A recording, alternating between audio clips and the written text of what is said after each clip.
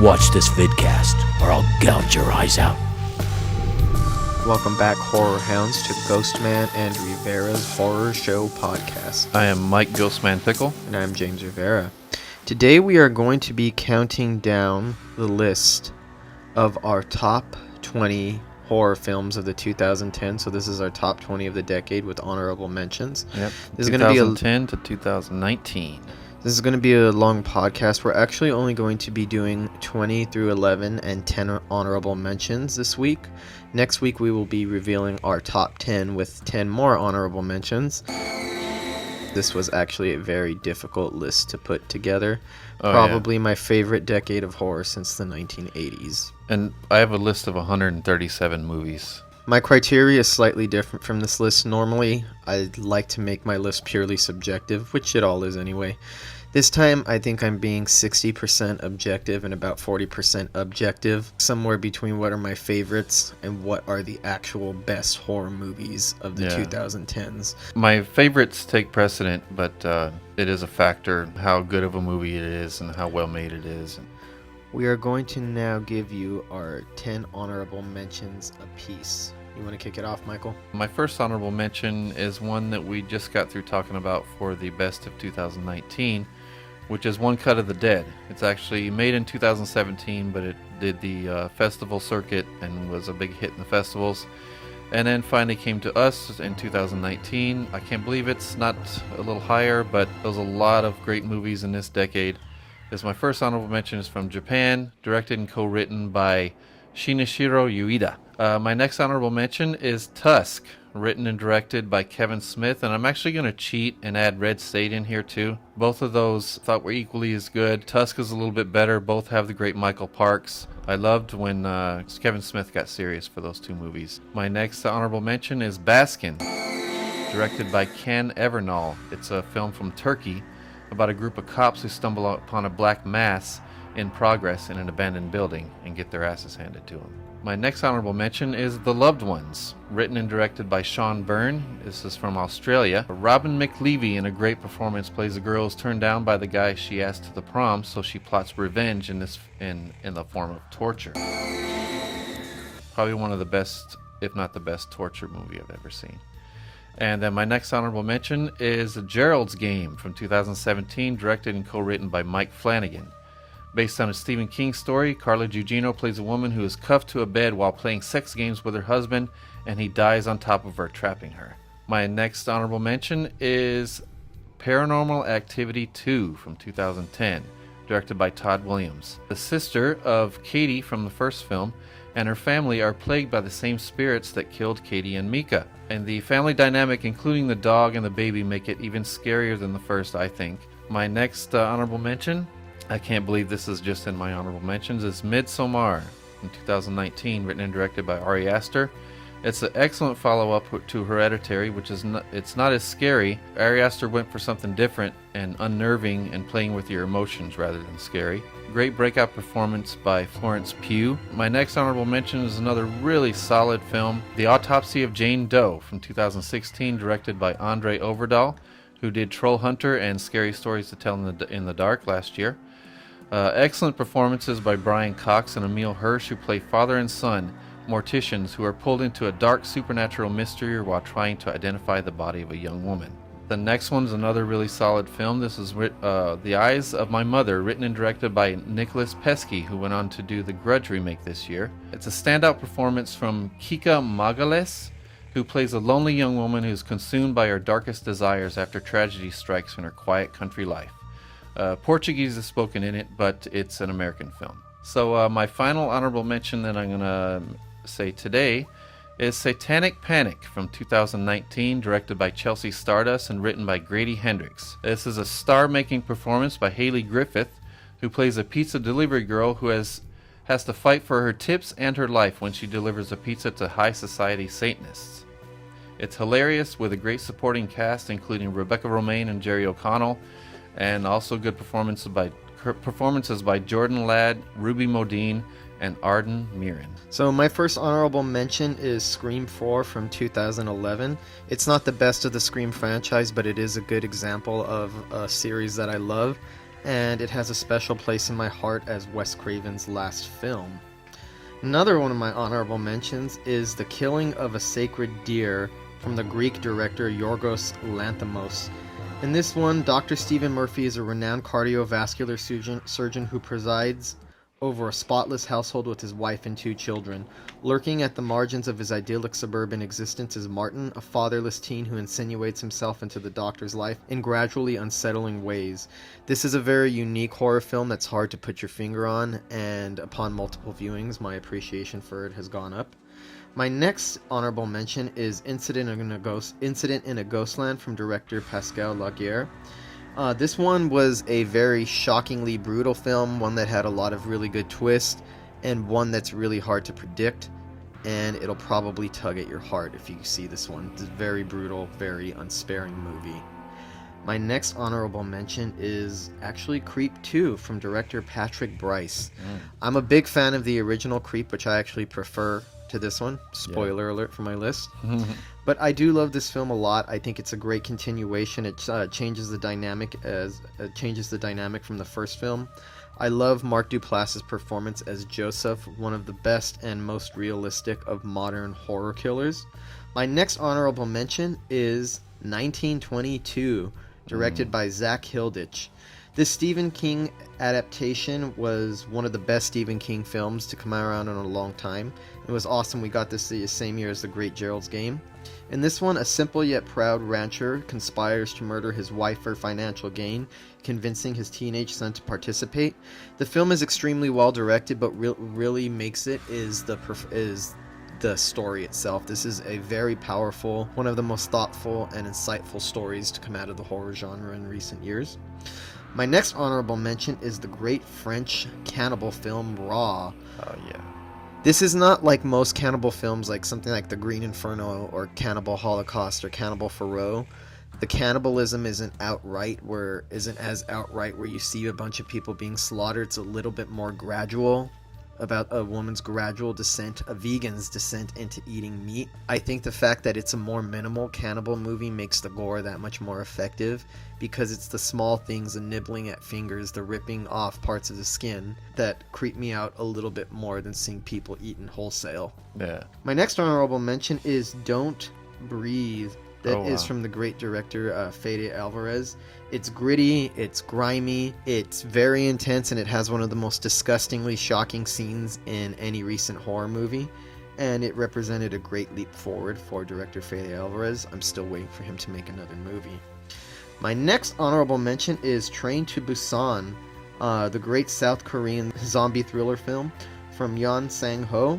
This is a very fast-paced zombie movie, a very exciting zombie film. I'm not usually into the faster-paced zombies, but this one really sold me with its very unique and touching story. A sequel is being made right now, and I'm very much looking forward to that. My next honorable mention is The Babadook from Jennifer Kent. The Babadook was a new horror icon, and I think this film might have been one of this along with It Follows for me were the turning points where the horror renaissance really took off. I feel like these are the two films that kicked it off. Excellent movie. And my last honorable mention is American Mary, the great body horror film from the Soska sisters. It was fun, original, creepy, weird, and unlike a lot of body horror films I've seen, it didn't seem like it was trying to rip off David Cronenberg. A very original take on that genre. So those are my honorable mentions. Cool. All right, you ready to kick off your list, Michael? Yeah. Horror show exclusive. So this kicks it off with my number 20. Filmed in 2017, but it just became available to us last year. Tigers Are Not Afraid, written and directed by Issa Lopez. I just had to put this on the list because of how hard it hit me. It's magical, it's emotional, it's gripping. It's a dark film with excellent performances from first-time child actors and amazing effects on a low budget that help keep the horror weaving throughout the film. Instantly for me, even though she's been around for a while, it made Issa Lopez one of the main directors to watch. It's probably one of the most moving and heartbreaking horror movies I've ever seen. Yeah. And a lot of what makes it moving and heartbreaking has nothing to do with the actual horror of the story. I like that it deals with real life horror, and then behind that you see more supernatural horror weave its way into the narrative. Yeah. Great social commentary, a great spotlight on a part of the country, on a part of the world that's usually ignored. Really powerfully made film all around. I won't go too into detail discussing it because we discussed it to death and just gushed over it. So I'll just mention that as my number 20. All right, we're going to kick off my number 20. My number 20 is I Saw the Devil, directed by Kim Ji-woon, a South Korean film. That's a great one. This is an absolutely brutal assault on the senses. This South Korean revenge horror exploitation film is an artfully powerful movie that knocks the wind out of the viewer. It possesses the stark brutality and over-the-top violence of the harshest exploitation movies, but it is made with an unbelievable skill and a very sobering look at the savagery and brutality man is capable of. The movie pulls no punches and isn't afraid to confront the audience with the true weight and cost of violence. It leaves the viewer feeling damaged. This movie really shocked me when I first saw it. We watched it here at your house, Michael. I've rarely had a movie that grips me like this from the very beginning and doesn't just grip me, but like just fucking shakes me up through the entire runtime. I think it's a very powerful revenge movie. Like a lot of Asian horror films, they're not afraid to go very extreme on the violence, but it's done with a certain level of realism that makes you wince. This is not the type of gore or the gore effects that you look at and you smile and you think, yeah. These are the type of gore scenes that make you almost want to turn away, that make you want to flinch. It's heartbreaking, and I like that it's grounded in a certain realism. As over the top as it seems, nothing about the movie seems outside the realm of reality, and all of the violence seems very realistic. And I like the way that it approaches the violence honestly. You want to see violence, it's not fun. It's not exciting. Yeah. It's soul-sucking, it's crushing, and it leaves you feeling hopeless. I like that the ending is a little bit ambiguous as far as the revenge goes, because the movie starts off with the murder of a young woman, and her husband avenges her. When he avenges her, he goes to levels that he himself never would have gone before. Yeah. He taps into a certain violence that he didn't know that he was capable of, and you end up rooting for him, and you want him to ultimately get away with his revenge because the people getting it deserve it. But fuck, the feeling that it leaves you with is that his life is altered forever. It's never going to be fun again. So it reminds me a little bit of The Last House on the Left, but I think it's more well made than The Last House on the Left, and it shakes you more than The Last House on the Left, and it's a lot more emotional than either of those films are, the original or the remake. Yeah, it's got emotional weight to it that makes the violence more effective. And I think it's more relentless with its brutality as well. Yeah. Great piece of South Korean cinema. We're seeing a lot of great films come out of South Korea lately. For sure. They're on fire. Yes. My number 19 is Wormwood, Road of the Dead from 2014. It's written and directed by Claude Roach Turner. It's from Australia. It's a really original zombie movie, and it came along right when you thought zombies had been done to death. It stars Jay Gallagher and Bianca Bradley, both in great performances. It's about a talented mechanic who battles his way through a zombie apocalypse to find his sister who's been kidnapped. It took 4 years to make it because they only filmed it on weekends. That's how low the budget was. But it's low on budget, high on imagination, with tons of action, tons of scares, tons of zombie violence. Some of the standouts for me about this film were the Day of the Dead zombie, just the style of it and the viciousness of it.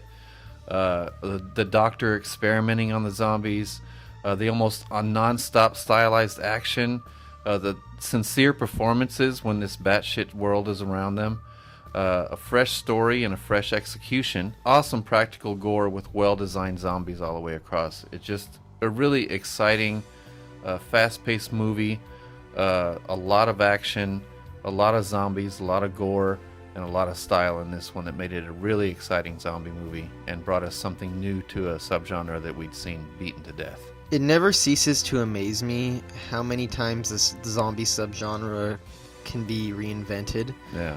Because like you said, it's probably the most beaten to death trope in horror right now. And at the same time, I don't mind that it's beaten to death, because no matter, even as simple as the concept is of a zombie, filmmakers continually find new ways to reinvent it or subvert it. So as long as the zombie film can constantly can experience the level of reinvention that it experiences right now, I'm hoping we get more of them. And what I love too, when these filmmakers come along and reinvent the zombie subgenre, they do it in a completely different way, and they mostly do it with a low budget. That's where you mostly get the innovations, and especially this subgenre. Something low budget comes along and does something different than all the high budget ones before it. I think the reason that so many zombie films manage to be very original is because the concept is so simple and so basic that you can use it to hang anything that you want on it. You could use it as social commentary, you could use it as metaphors for disease, you can subvert expectations in so many different ways. And the fact there's different types of zombies, there's fast ones, there's slow ones, there's ones that are more science fiction, there's ones that are a little bit more supernatural. You can make a zombie whatever you want to make it, and you can make a zombie story whatever you want to make it. The fast zombies goes with kind of the fast pace of the film. My number 19 film is Black Swan from director Darren Aronofsky. This is from 2010, so this is one of the earliest horror films of the decade.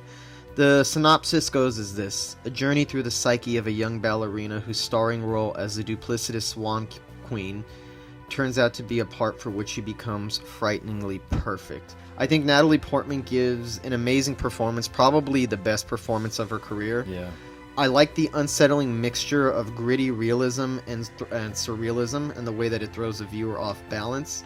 This disorienting plunge into madness that blurs the lines between reality and fantasy reminds me a little bit of Repulsion. I could see a debt to Roman Polanski's Repulsion, but taken in a completely different direction. So it's riffing on the descent into madness style of horror films, but taking it in directions that we've never seen it before. I love the character of Natalie Portman in this movie. She's a pure virginal ballerina who lives with her creepy Carrie-esque mom who babies her and treats her like a little kid. Yeah. She's a grown woman. You could tell that her mom was a ballerina herself and ended up giving up her career to have her. And you could tell that she tries to live vicariously through her daughter. But the way that she obsesses over her, the way that she pores over her is so creepy. The way that Natalie Portman behaves like a little girl when she's an adult is also kind of disturbing. So that the dynamic of that relationship is already off kilter from the beginning. And then when she's trying to get the role in The Great Swan Lake as the Swan Queen, she has to play two different roles. She has to play the White Swan and the Black Swan. She's perfect for the role of the White Swan, which requires a certain type of perfection and innocence that she has. So she's very rigid, probably a virgin, as you can tell from the movie, and it's easy for her to pull off the White Swan, but she has trouble playing the Black Swan, who's supposed to be more dangerous, more on the edge, more sexual, more carnal. And she's competing with the character with Mila Kunis's character in this film. And Mila Kunis is actually a big standout in the movie. She helps her explore her dark side, and the more that Natalie Portman falls into the role of the Black Swan, the more she starts to get into it. She starts to perfect it, but starts to perfect it all too well. She gives into her darkness. So there's a little bit of a metaphor about how a lot of actors, especially method actors, like to throw themselves into roles in ways that could be a little bit damaging for the psyche. She starts off so innocent and so repressed that when she lets out her dark side, it comes out full throttle. Yeah. And she has these violent daydreams or these violent fantasies that you think are real but turn out not to be. But then again, it tricks you into thinking that it could be either or. Does a great job of blurring the lines between the two. And what makes it more interesting is that the movie doesn't start off very surreal. It doesn't have a surreal quality. It reminds me a little bit of another Darren Aronofsky movie like The Wrestler, where it seems realistic, very grounded, very based in real emotions, and when it starts to go off the rails, it makes it even that more unexpected. So it's a great blend between the two different styles, and for me, just one of the most unique and outstanding horror films of the 2010s.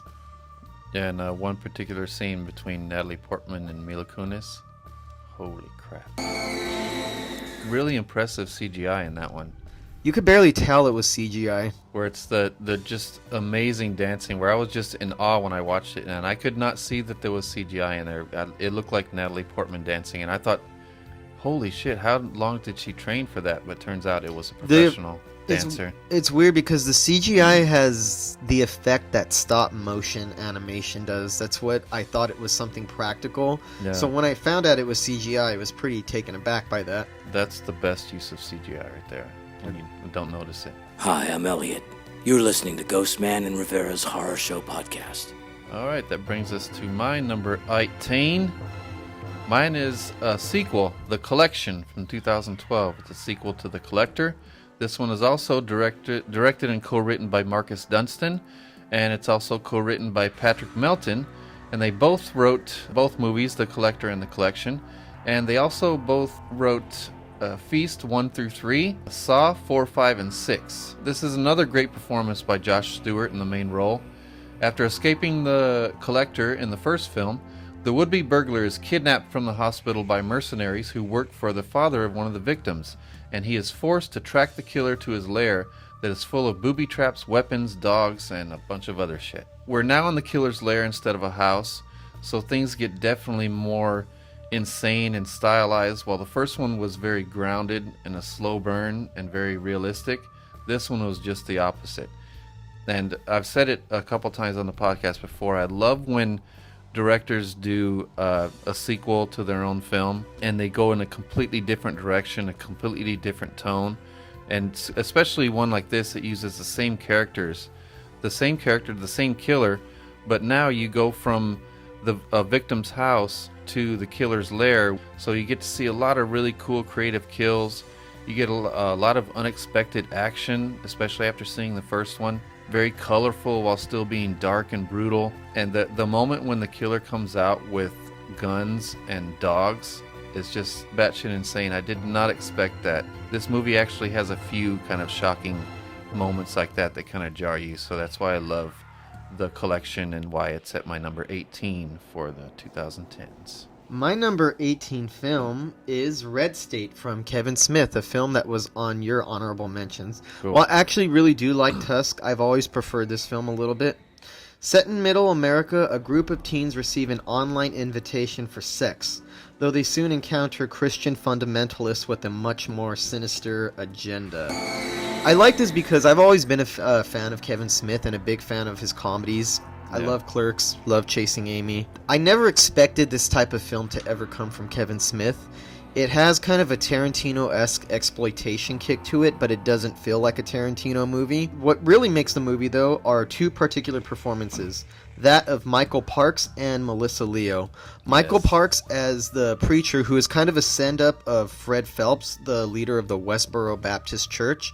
The Westboro Baptist Church is known as one of the most vicious hate groups in all of the United States. They're responsible for the God Hates America campaign, the God Hates Fags. They're very toxic, disgusting people. So it was interesting to see Kevin Smith use them as a template for a for a cult, because it makes sense. Religious extremists are like a cult, and you would think that you would see more horror movies that deal with this. Now, I know there's a lot of horror movies that deal with cults, but they usually have more to do with paganism, and they deal more with like witchcraft. You don't see enough films that are cults, cults based on more traditional religions like Christianity. I think Michael Parks as the preacher gives one of, if not the best performances of his career. He's such a great character actor. I've loved him in all the Tarantino movies where he plays Sheriff Earl McGraw and Esteban Viejo, and I loved him on Twin Peaks. He's always been a great character actor. Kevin Smith really gave him a chance to shine, and he ran away with it.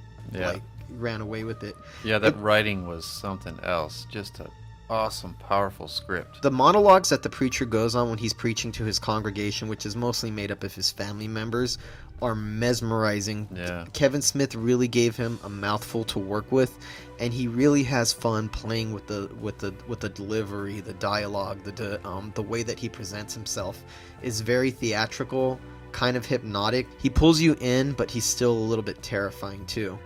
Great cult leader, very believable. Melissa Leo as his daughter is fucking horrifying. She's such a great actress, and in a supporting role she really shines. But what makes it more interesting is, other than those two performances, they are matched by John Goodman as an ATF agent who goes busting up this church. It's nice to see John Goodman get a good meaty role again. It's a horror movie that deals with real world issues like religious extremism, homophobia, hate crimes, and it takes it in a more sinister direction. It's a serious film, but not too serious. It kind of makes these people look like clowns. Yeah. In the same way that Quentin Tarantino makes Nazis look like clowns in Inglourious Bastards, or the Manson family, or slave owners, I feel like Kevin Smith is doing the same thing here, and it's no coincidence that Quentin Tarantino is actually a big fan of this movie. And it also achieves a thick sense of dread. Yeah. Like when you start thinking if maybe the bullshit that this cult leader is spewing is real. I love those moments. There's a point towards the end where you start to think that maybe he was right, which is kind of terrifying. I was like, is that the movie the direction is going in? Yeah, those damn horns. But then it undercuts it with something really funny. I think it has a very satisfying ending that sends everything up that you just seen before. It exposes a lot of the hypocrisy of the more extremely religious people out there. Overall, I really loved Red State. I thought it was an excellent update of exploitation cult horror. And if anybody out there is a fan of Michael Parks, you must see him in my personal favorite performance of his in Julian Poe. He plays a kind of an insane backwoods redneck who runs a hotel. Hilarious and kind of scary at the same time. So that brings us to my number 17 on my list. This is just so happens to be one that was on your honorable mentions. Is Don't Breathe from 2016, directed and co-written by Fede Alvarez.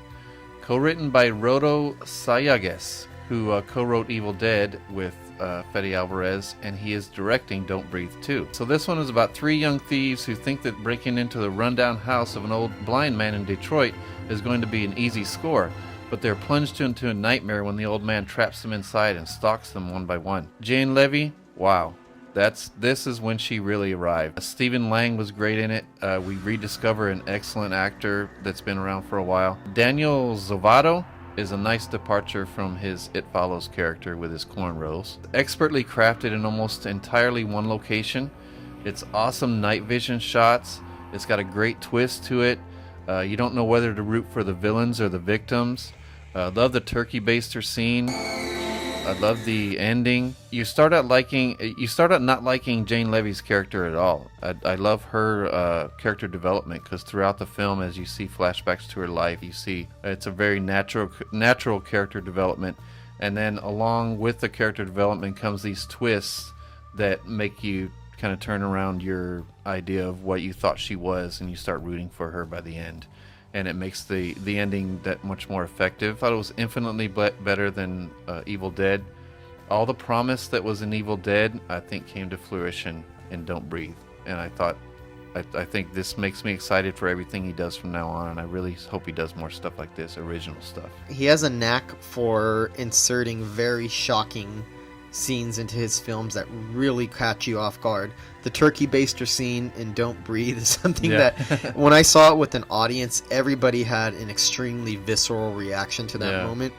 I know you're not a fan of the Evil Dead, but the scene where Mia splits her tongue in half, when I saw that with an audience, everybody had a very wild reaction to it. The bathroom scene as well. He has a great ability to draw the viewer in and then throw them back with these really shocking images and sequences. Well, I think everything that I didn't like about Evil Dead was because it was an existing IP that was so close to my heart, and it just didn't fit the whole aesthetic to that world for me. Everything I didn't like about Evil Dead was greatly improved in this one, I thought. I thought the narrative was done much better. The characters felt much more real. It had a great villain. My number 17 is from 2018. It is Mandy from director Panos Cosmatos. This was for me Nicolas Cage's return to great acting. Nicolas Cage has always been an over-the-top actor, and I feel that in a lot of his movies he gets lost in being Nicolas Cage and he becomes kind of a distraction. But when Nicolas Cage is in the right movie or the right environment, like working with somebody like David Lynch, he really takes off and shines. And this is psychedelic horror at its finest. The movie is batshit insane, it's over the top, it's eye-popping, The visuals just jump off the screen and are extremely disorienting. And as over the top as the movie is, it's another one of those movies that grounds its bombast in a very harsh emotional realism. It's also a revenge movie, but it doesn't feel like a revenge film at all. It deals with the cult of Jesus freaks, but they're not the same type of cult that you get in a movie like Red State. Acid and LSD is a huge component to the movie, and if you've ever tripped on acid, you might have a deeper appreciation for this film. Even if you haven't, it gives you kind of an approximation of what it's like to be on acid. It reminded me a lot of Hellraiser, but not really. It reminded me a little bit of The Last House on the Left, but not really. It's drowning in style that could be distracting. Instead of being distracting, it just further envelops you into the world that it takes place in. The over-the-top mayhem and insanity is kind of infectious. Nicolas Cage gives one of his most heart-wrenching performances of his career, particularly in one scene where he's dealing with the death of a loved one in a bathroom on a toilet. It's really pathetic, sad, and raw. It's a type of human despair and grief that you don't typically see in too many movies. It takes that despair and jacks it up to insane levels. A lot of people say that this movie is very metal, and I have to agree with them. The aesthetic, the feeling, the in-your-face quality of it is extremely metal.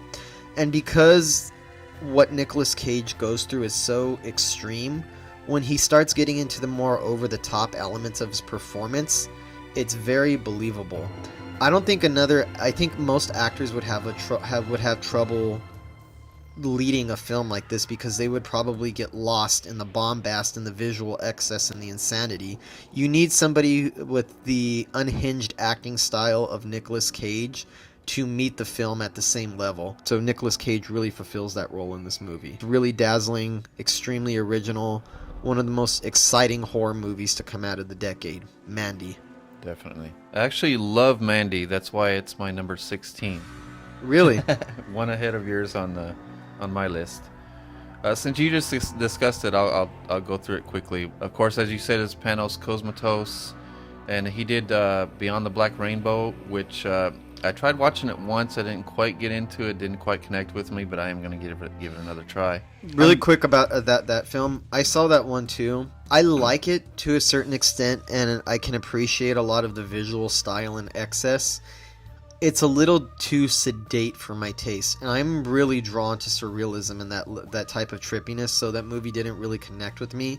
I could see the same style in Mandy, but it's taken to a much more exciting fever pitch. It doesn't feel so sedate, where the first one, where that movie felt a little bit inert.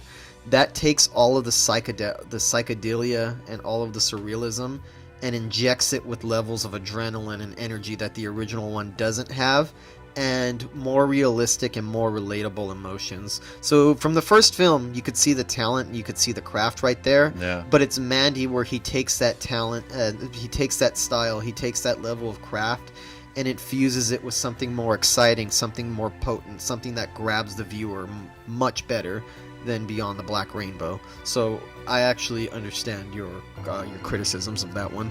Yeah, well, I definitely connected with this one. And on this one in particular, I usually like to put the synopsis in my own words, but I love the synopsis on IMDb. It says it perfectly, better than I could. The enchanted lives of a couple in a secluded forest are brutally shattered by a nightmarish hippie cult and their demon biker henchmen, propelling a man into spiraling, surreal rampage of vengeance. That's a perfect description of this movie. And it's one of the most... It's really hard to describe. It's one of the most batshit horror movies of the decade, that's for sure. Yeah. And as you said, it's Nicolas Cage in one of his best roles of his career. Just when you think you've seen too much Cage, you get a movie like Mandy. Andrea Riseborough was great as Mandy. Small role, but very effective. Alwyn Foray as Mother Marlene was awesome. And Richard Brake as the chemist was awesome in this one. Cage is actually subdued compared to the film around him, for a change. He still goes insane, but the film goes even more insane. It gives you an odd feeling of unease and euphoria at the same time. Shocking but dreamy, surprisingly emotional, and the villains feel otherworldly and very threatening. It's beautifully shot, great use of darkness and colors, It's very impressive on almost every way, with a dark but genuine and vibrant spirit.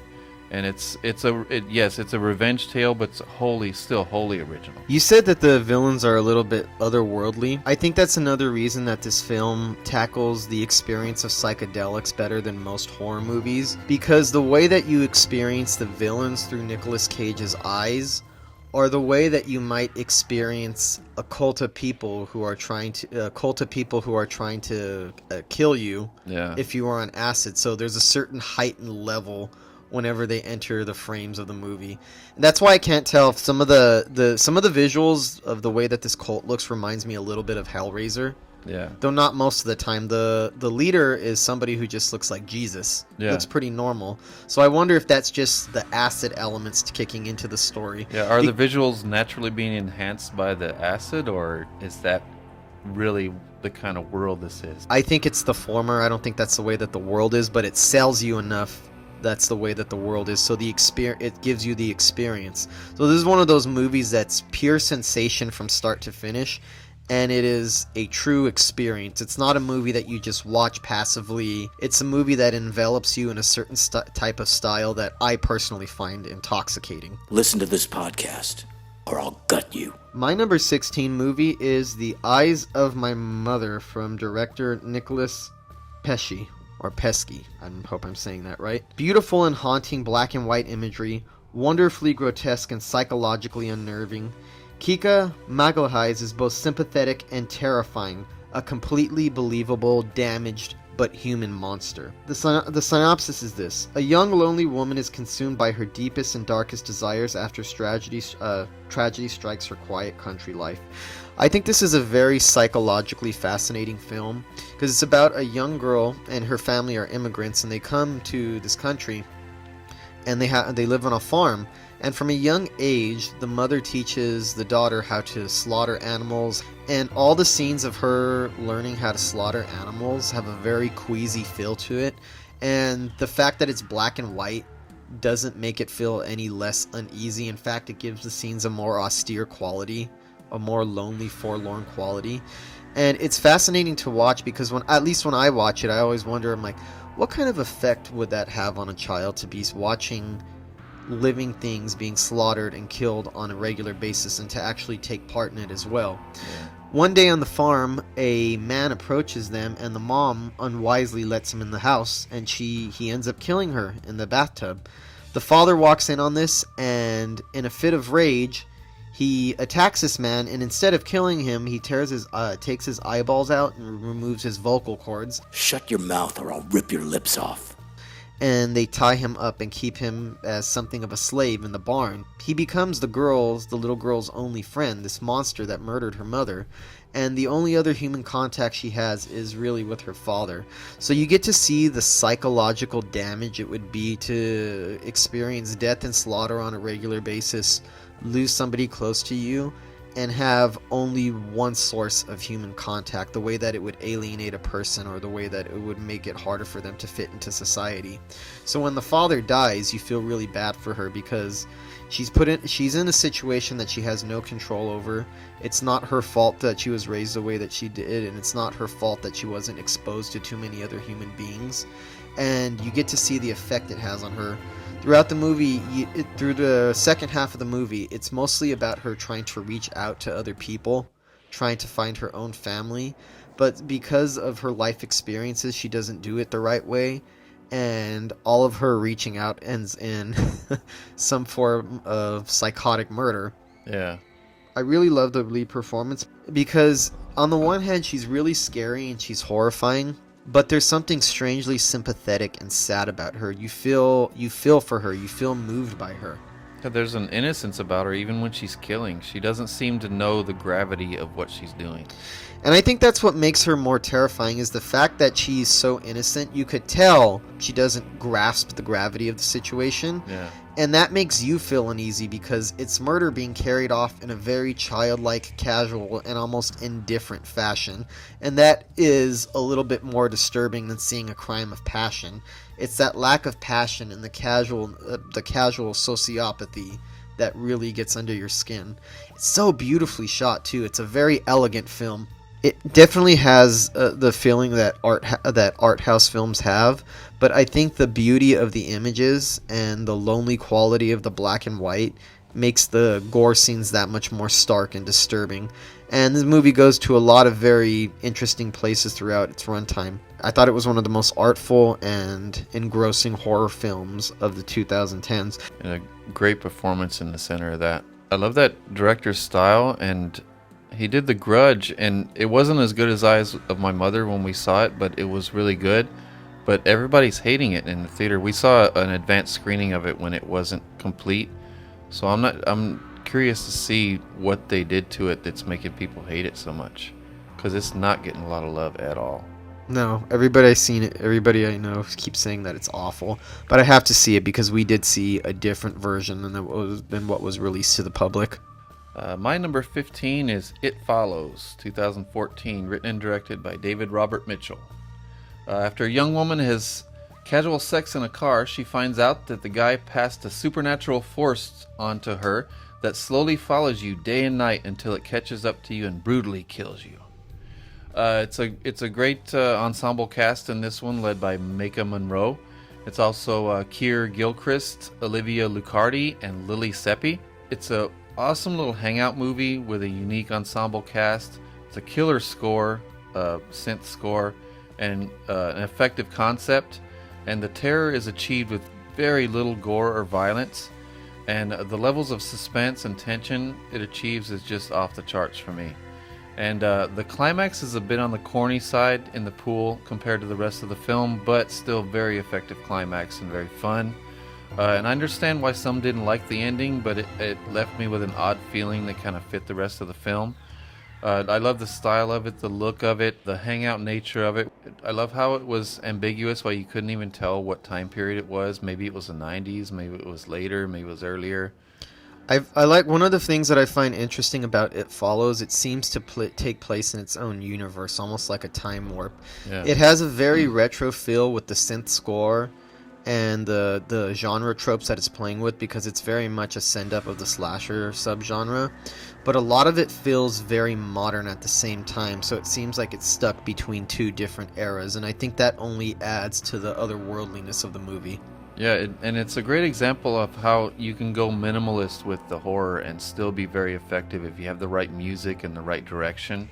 You can still achieve some very scary scenes without showing a lot of violence. And it seems like you see more violence than you actually do. It almost like reminds, and not really comparable, but kind of like in Psycho when Alfred Hitchcock does the shower sequence. Yeah. You really don't see too much happening. In the same way teases a lot of the violence, but also I think it's seeing the aftermath of the violence in certain situations is just as effective, if not more effective than watching the actual act itself. Yeah, it amps up the level of dread because it sticks that image in your mind, that gory image, mostly still video image of a dead body and some, twisted up in some weird way, and it just sticks in your head so much that that image comes to mind when you see that thing following her constantly. What I find interesting about this movie is that it seems to fall into that elevated horror subgenre, but it's a lot more visceral than most of elevated horror films are. It's a lot where most art house elevated horror, whatever the fuck you want to call it, it's a lot more cerebral than this. This one has the best qualities of mainstream filmmaking attached to it. The way that it plays with audience expectations, the way that it ramps up the tension and the dread. And it's a movie that had me on the edge of my seat. I thought it's extremely well directed, superb piece of filmmaking, and it never lets up through the entire runtime. The ending is somewhat corny, but it's not really that bad, and it doesn't really do enough to do any damage to the movie. And it's also, for me, along with The Babadook, one of the key films that kicked off the horror, what we like to call the horror renaissance of the last half of the decade. Yeah, you really felt the presence of this thing following her, and they really achieved the level of scares in such a subdued movie. A lot of it seems so subdued, and then it becomes so huge with the music. The tension would come up and just catch you out of nowhere. Like, you didn't realize that this little movie would ramp up the tension that much. One of the very best scores in any horror film of the decade, too. Yeah, very, very bold. Very bold to go for something that huge in a little subdued horror film like that. My number 15 film is from 2014. It is Starry Eyes, directed by Kevin Kolsch and Dennis Widmeyer. In this one, a hopeful young starlet uncovers the ominous origins of the Hollywood elite and enters into a deadly agreement in exchange for fortune and fame. Alex Esso gives a star-making performance in this movie. I'm surprised she's not in more. I was happy to see her in Dr. Sleep as Wendy, so it was good to see her in that, but I'm surprised that she's not in a lot more. This is great physical acting because I wouldn't classify this as a body horror movie, but it has elements of body horror and a certain type of transformation that would be physically demanding and exhausting for any actor to try to pull off, and she does it really well. It's a great horror movie about blind ambition. It has amazing build-up throughout the film. I would call it a slow burn build, but it doesn't even play like that. A lot of people might see this as a slow burn horror movie, but it does it at a higher pitch. The last act of the movie explodes in heaps and heaps of gore. Some of the best gore makeup of the 2010s. The transformation that Alex Esso goes through is disgusting, original, and unlike anything we've ever seen. The body count and the brutality at the end is pretty impressive and really unnerving, mostly because we got to know the characters throughout the movie, and even though a lot of the characters surrounding her aren't likable, it doesn't make the horror any less harsh when it actually hits. It's a great horror fable about the casting couch that may be more relevant in the wake of the Harvey Weinstein scandal. Oh, yeah. I hate to say that, but it's very true, because the movie deals with the way that a lot of actresses try to break into Hollywood, and they kind of sell themselves to try to get parts where they sleep with the director. And throughout the movie, when she's starring, trying to be an actress, her just going in and giving good performances isn't enough. You could tell that a lot of these producers are looking for something more. And when she finally goes into one of these callbacks, she gives a blowjob to one of the producers of the movie. And as soon as you do that, she starts to change. Her behavior starts to change. Her physicality starts cracking a little bit. She seems sick. She starts vomiting maggots. It portrays Hollywood as an evil cult who will suck the integrity, dignity, and life out of you in the pursuit of fame. It references a lot of compromises that women take to maintain Hollywood standards of beauty, including bulimia. So I feel that it deals with a very realistic topic: beauty standards, Hollywood, the casting couch, but pumps up the horror elements of it and makes it a lot more heightened. All of these very serious topics are given an ultra gory B-movie spin, but It's not a B-movie. That's not what this is at all. But I love the way that it does it. It's one of those movies that uses social commentary to deliver something very visceral and gory. As much as for all the commentary in this movie about Hollywood and beauty standards, it never feels pretentious and it never feels like it's trying to preach a message to you. It just gets that across with a fascinating story. And for those out there who are not interested in the commentary and don't want to see that, it has more than enough gore and body horror to keep you satisfied if that's your thing as well. So I feel like it checks a lot of boxes for me. It's very well filmed. It's well directed. It's a little unpredictable. It's pretty original. The gore effects are fantastic. The transformations are fantastic. And Alex Esso fucking kicks ass in this movie. Yeah, you need to see her in more films. That's at the core of what makes that movie great is Alex Esso, and it's one of those performances where I'm instantly excited to see whatever else she does after that. Agreed.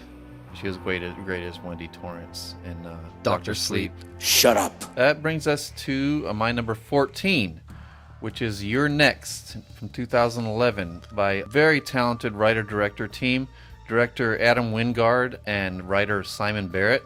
They both worked on The Guest, Blair Witch, Death Note, and VHS 1 and 2. Actually, I don't think Simon Barrett wrote Death Note. A great director-writer team, and coming up they have Godzilla vs. Kong, which I'm hoping is good. I'm hoping it's better than most of everything else we've seen out of that world. And he's also going to do He's also rumored to do a remake of I Saw the Devil and Event Horizon. So we'll see how that pans out, because Blair Witch didn't do too well, but I liked it. Anyway, Your Next is about a large family that gets together for a wedding anniversary getaway and is attacked by a gang of killers in animal masks. The twists reveal betrayal and that one of them has more survival skills than the killers were prepared for. The badass final girl is Australian actress Sharni Vinison, and some other standout performances in it come from A.J. Bowen, Joe Swanberg, Nicholas Tucci, and of course the great Barbara Crampton. This movie is very fun with a great sense of humor, highly effective twists to it that make it different from your typical home invasion film. The masks are pretty scary, the killers are pretty scary. It's amazing use of the home invasion concept, but it's tongue-in-cheek without being goofy. It's kind of self-aware. Great kills, great setups for all the kills, great sequences, snappy dialogue, interesting characters, and very rewatchable. Every time I've watched this Your Next, I've liked it even more. So that's why Your Next is my number 14. It's one of the less self-serious home invasion movies, because most home invasion movies, like the original The Strangers, for example, are very subdued and take themselves very seriously and try to be extremely tense. This one doesn't really sacrifice that, but it adds a level of playfulness to it that a lot of home invasion thrillers don't have. The self-awareness, the tongue-in-cheek aspects, and I think the fact that the gore is a little bit more over the top than in most home invasion thrillers or horror movies helps to elevate the style. It helps to elevate it to a different level. Yeah, and the survivor is so skilled, it just amps up the excitement of every scene, because she's a formidable opponent to all these killers and very believable. It's gonna sound strange, but did you get Your Next vibes off of Ready or Not? Yeah, for sure. Kind of that same kind of tongue-in-cheek to the writing. It has the same type of humor to it, where it takes itself seriously but not too seriously. Still, Ready or Not doesn't feel like a ripoff, but I could definitely see some kind of influence in the spirit of the movie. Yeah. And I love Simon Barrett's writing. There's just something about his writing that connects with me. He does his best work with Adam Wingard. My number 14 film is the British zombie movie The Girl with All the Gifts from 2016, directed by Colm McCarthy. In the future, a strange fungus has changed nearly everyone into a thoughtless, flesh-eating monster. When a scientist and teacher find a girl who seems to be immune to the fungus, they all begin a journey to save humanity. This is another, like I was saying earlier, it's very fascinating how people take the most beaten-down subgenre in horror and zombie films and find ways to inject it with originality and new life. This is one of my very favorite zombie films short of George A. Romero. I like the idea, because most zombie movies are about zombies that are fully formed. This deals with the aftermath of a world that's had zombies for a while, and it's gotten to the point in this world where zombies have bred with regular human beings, and they produce these people. They produce kids and people who seem normal. They're capable of learning. They're very intelligent. They know how to read, write, carry on conversations, and everything seems normal. But as soon as they see or smell a hint of blood or anything like that, they become ravenous and uncontrollable. So it's the zombie hybrid aspect that makes this film really interesting. And the fact that the movie revolves around a bunch of kids gives it an extra uneasy quality, because you don't understand at first why any of these kids are locked up, why they're treated almost like prisoners in their school. And then once you see their reactions to blood, I like all the acting in the movie. It was interesting to see Glenn Close do a horror movie, to do a zombie movie like how many this. zombie movies have acting of that caliber? Very few of them do. It's not the typical role that you would expect from Glenn Close. It's a very thoughtful and highly intelligent script, really thought-provoking, engrossing the whole way through, suspenseful, original, and unlike any other zombie film I've ever seen.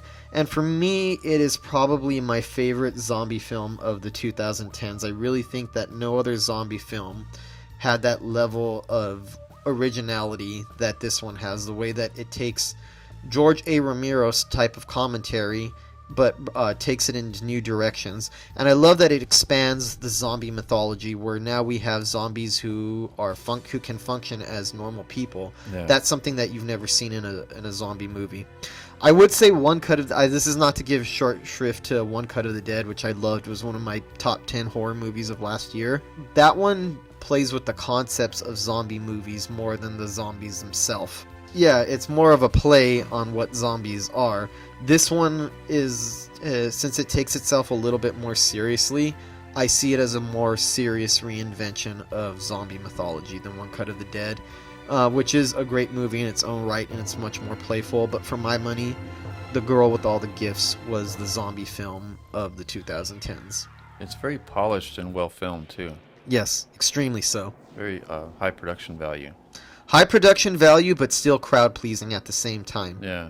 It feels like it can have a wide appeal without sacrificing any of the intelligence or thoughtfulness that went into it.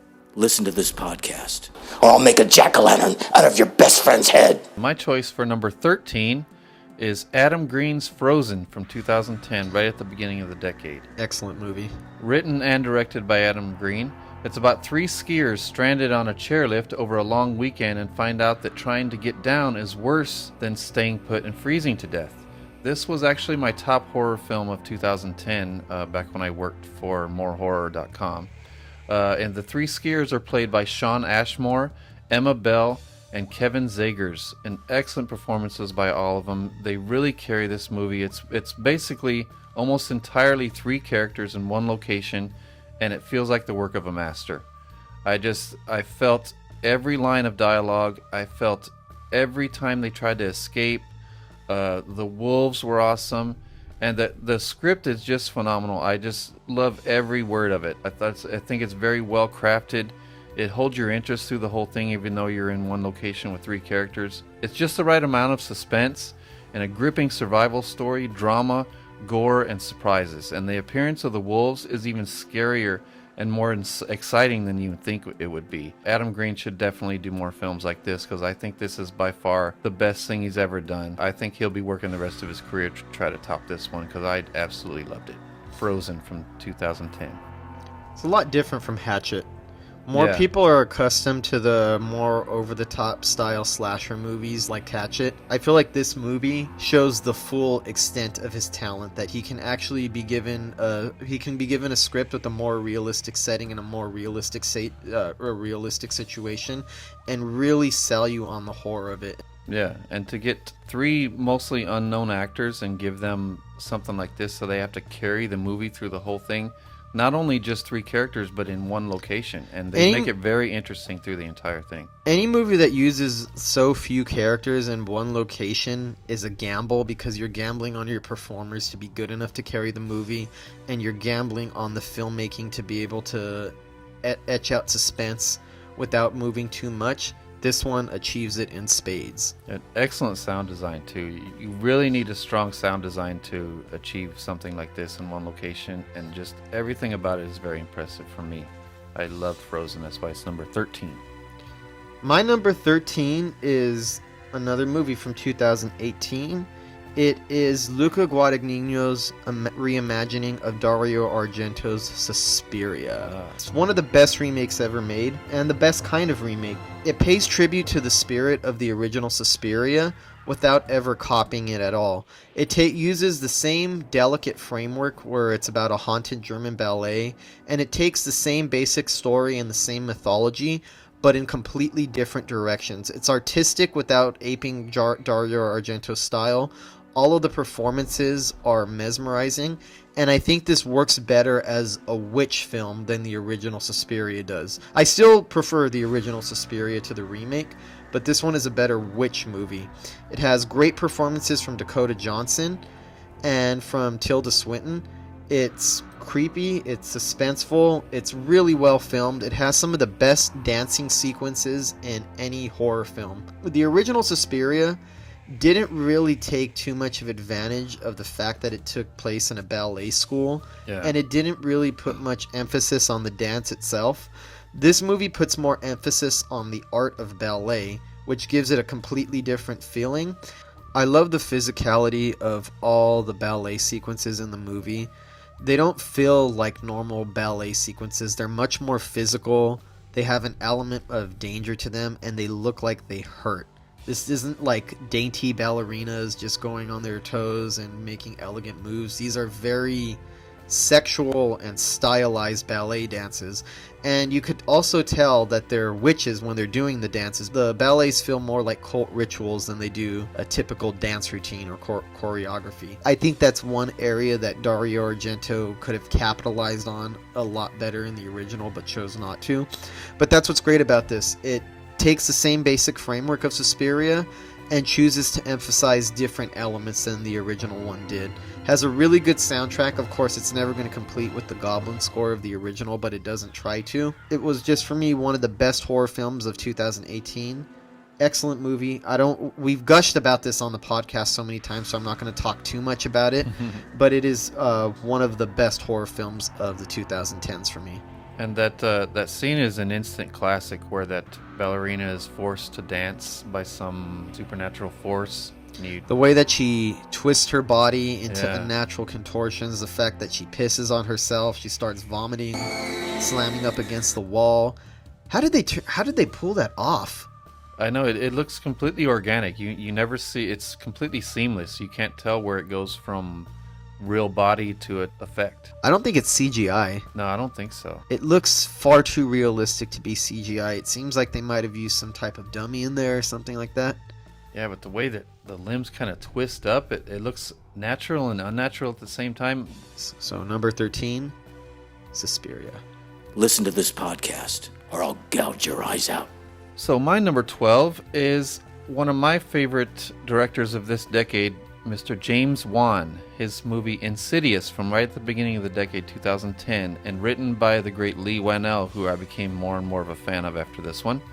It's about a couple who thinks their home is haunted, but it's their little boy who's haunted by evil spirits that take him to a supernatural realm called the Further, keeping him in a coma as his parents and a powerful medium named Elise fight to save him. Really good performances by Patrick Wilson, Rose Byrne, and a breakout performance from Lynn Shay. She'd been around for a while, but this really catapulted her onto the horror scene. And then her two sidekicks were played by Leigh Whannell and Angus Sampson. It was Specs and Tucker. They had a great little comedy relief, added a great little comedy relief element to the film. I didn't even like it that much at first because I felt it was more of an homage to other haunted house films rather than being a good one in itself. But it's very rewatchable, and it gets better each time you watch it. It's an homage of other haunted house films, of mostly Poltergeist, but it has some genuinely jarring moments. It feels darker than Poltergeist, though. I feel like it goes to places that Poltergeist never would have dared to go. It's a very similar concept about the family getting their kid taken away by spirits, and it's almost like the place that the ghosts in Poltergeist pulled Carol Ann to. You see where that place is when you see the Further. When we go to the Further in this film, it kind of weakens it for me, but overall excellent film. The Further was just it was a weak part of the film just because of the rest of the film was so solid. Do you think it was because it went to a more fantastic level when the rest of the movie was a little bit closer to the ground? Yeah, exactly. It felt I get like the same feeling off of it because I do like Insidious a lot, but I get not lost. The film doesn't lose me, but I feel some of the impact that was building up just go out of it a little bit in those sequences. Yeah. Despite a couple small shortcomings, it has some genuinely jarring moments, and much of it is legitimately creepy, and this becomes more apparent the more you rewatch it. And it's excellent performances all around from the whole cast, with skilled directing and camera work, as always, as you see in later James Wan films. It's a clever, interesting, and often funny script. The lipstick demon scared the shit out of me when I watched this, when it appears behind Patrick Wilson. It's unexpected, it's not accompanied by a big music swell, it's just kind of there behind Patrick Wilson while he's in the middle of conversation. It scared the shit out of me. And it ignited the career of the great Lynn Shay and got her many juicy and well-deserved roles. And it showed that James Wan was really sharpening his horror skills for something even better in the future. Spoiler alert. Patrick Wilson and Lynn Shay are two of the most reliable actors in the horror genre right now. I mean, I know that they do films outside of the horror genre, but they do tackle a lot of horror. For a lot of their careers, they've been treated more as character actors. Movies like this really let them shine. You're listening to Ghostman and Rivera's Horror Show podcast. My number 12 film, Sorry to do this to you folks. It's another film that we've talked to death about on this podcast, but I need to get it out. The Lighthouse from 2019, last year. That's my number 11. Let's tackle this one together then. So right. we're covering my number 12 and Michael's number 11. What can we say that we haven't already said about this film? It's magical, it's transporting, it's surreal, it's extremely well acted. It shows that Robert Eggers is a fucking talent to look out for. Right now, he is probably my favorite new filmmaker in any genre, not just horror. Yeah. Filmmaker, period. I feel that this movie is innovative and retro at the same time. It feels completely original, but it has elements of other horror movies like The Shining that we love so much. Robert Pattinson and Willem Dafoe deliver powerhouse performances that should have been nominated for a fuck ton of awards. Yeah. It's one of the most well shot, if not the most well shot horror film of the decade. It takes you to a different world and it's very distressing, but at the same time, it's kind of delightful to sit through it. It has that quality that I can't put my finger on, where even though I feel the eerie vibe, that I get an eerie vibe off the movie, it's addicting. I can't get enough of it. I've seen this movie about 5 times now, and it gets better with each viewing. Fantastic work of art, fantastic horror movie. Now, really quick, just to clarify something. As far as being a film goes, this might be in the top 5, but as a horror movie, I couldn't put it in the top 5, though it is a great horror film. There's other films that had stronger horror elements that I had to put above this, and it's not a reflection of the quality on The Lighthouse, which is fucking superb. It's just for the purposes of this list. Cool. So my number 11 is The Lighthouse, and I'll keep this short and sweet. The things I love most about The Lighthouse are the acting, the directing, the cinematography, the atmosphere, and the creepiness. I'll go ahead and repeat what I said before, what this movie means to me when we first discussed it. Lighthouse light, foghorn, ocean, masturbation, drunken fights, drunken singing, mermaids, storms, loneliness, secrets, isolation, obsession, regret, and enchanted sea monsters. A lot of adjectives in there. That's the best way to describe the movie, because it's not because it's another experience that you can't put into words. You can only describe the impact it left on you and the feeling it gave you while you were watching it. Yeah, so that's my number 11. That's the last one of my list for today. And what's your number 11? My number 11 is a film that you've discussed on your list. My number 11 is It Follows. I was really shocked this did not crack my top 10, and I tried to fit it in there, but I just couldn't. Like I said, one of the key horror films of the horror renaissance. And the reason this is so high on my list is, one, it is relentlessly suspenseful and nerve-wracking throughout its entire runtime. The first time I saw it, I was on the edge of my seat and deeply engrossed in everything that was going on. It's a wonderful deconstruction of the slasher subgenre that makes the sex equals death subtext much more explicit. And it's kind of funny, it's the slasher killer as an STD. Yeah. Everybody likes to make fun of the fact that every time somebody has sex in a slasher movie, they end up getting slaughtered in very brutal fashion. This one removes the killer and goes straight to the sex itself and makes that the villainous act. It removes all of the subtext that you got off of old slasher films and puts it more to the front. The image of the young woman on the beach, her leg bent backwards, is one of the most shocking images from any film of the 2010s. It is also one of the signature and defining images of the horror renaissance. I fucking love It Follows because I think it's very artistic in its direction, and it leaves you with a lot to chew on. There's a lot to think about, but it's visceral and exciting. It doesn't have a cerebral quality that a lot of these other art house horror films have. Not a slow burn movie at all. Yeah. The instant it starts, you're thrown into the suspense and the mood of the feeling. I like that the film starts without explaining anything to you at all. You're just thrown into a tense situation that you don't really comprehend, and it culminates in a very shocking and gory image that just shakes you and says, okay, I'm in for something really special right now. Yeah. It showed David Robert Mitchell as a big talent to look out for. One of the most suspenseful movies to come out during the decade, and it has arguably the best score that any horror film had in the past 10 years. The score is big, it's grand, it's sweeping, it's retro. It's a type of score that could have easily have been too over the top and too distracting, but the intensity of this movie reaches such a high level that it needs the kind of score that can keep up with that intensity. Yeah. It has a lot of genuinely shocking moments where I don't really get scared of too many jump scares, but the jump scares in this are unforgettable. The way that they play out is not typical. The scene that made me jump probably more than any other horror movie from the 2010s is the scene where the tall man comes from behind the doorway and walks through it. I literally jumped back in my seat and I felt my heart beat. So effective, so extremely effective, and the fact that it uses its jump scares so sparingly and uses it in atypical ways only helps to elevate it more. That doesn't feel cheap and only adds to the tension of the movie.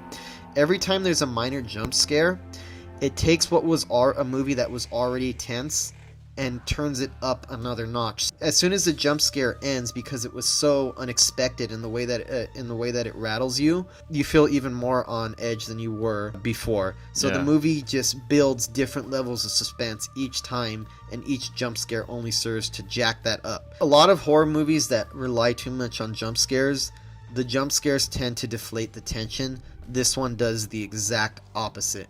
So for that reason, It Follows is number 11. Almost cracked my top 10.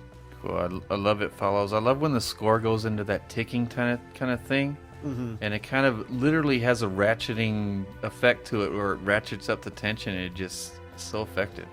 It's a movie where it's one of those movies where the score, the acting, and the filmmaking all work together. Yeah, the camera angles and everything. Yeah, to gradually just jack up the tension at every chance that it gets. Yeah, and I love how subtle it is, but it achieves some big scares. So it's that rare crowd-pleasing art house horror movie. Though for some reason, it's another horror movie that has a lot of haters. I really don't get it, but hey, you do you. Yeah, it's one of the most divisive movies, and along with the Renaissance came a bunch of very divisive horror films. If you listen to the podcast, you'll see that James and I love divisive horror films. Yeah. Because if it divides the fans right down the middle, I'm likely going to like it. I am too. Half of the fans really love what they call elevated horror films like It Follows and The Witch and Hereditary. Yeah. Other fans despise them. They think that they're pretentious, that they think that they miss the point of horror. I love them. I love when that type of quality is applied to a genre like horror. So I'm somebody who is never going to hate on a horror film for being too well made. But one thing I noticed, as good as It Follows was, there wasn't a lot of copies that followed it up. I mean, I forgot to mention that. I thought that this movie would kick off a new wave of slasher movies that subvert your expectations of what a slasher film is.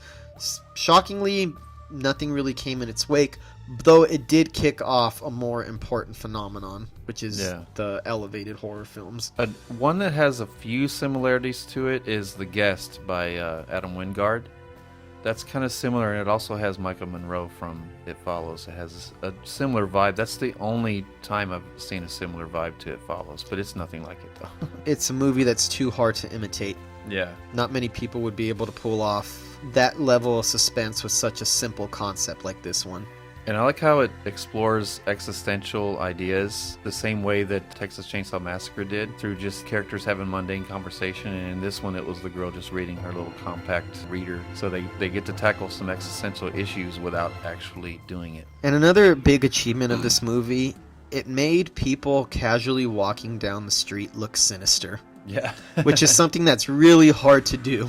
Yeah, like, is that one? You try to look in the crowd and see that person that's looking at you. So any person that walks in the direction of the characters gets you on edge. If you're fans of our show, Pickles Horror Show, you must see the episode of Horror for Kids where my two kids, when they do a segment called Horror for Kids, and where they watch horror films and they watched It Follows. They have a really funny commentary on this movie. That's it for our list for today. That is our number 20 through 11. Again, come back next week, where we're going to have guests in with us. So until next time, everyone, happy horror.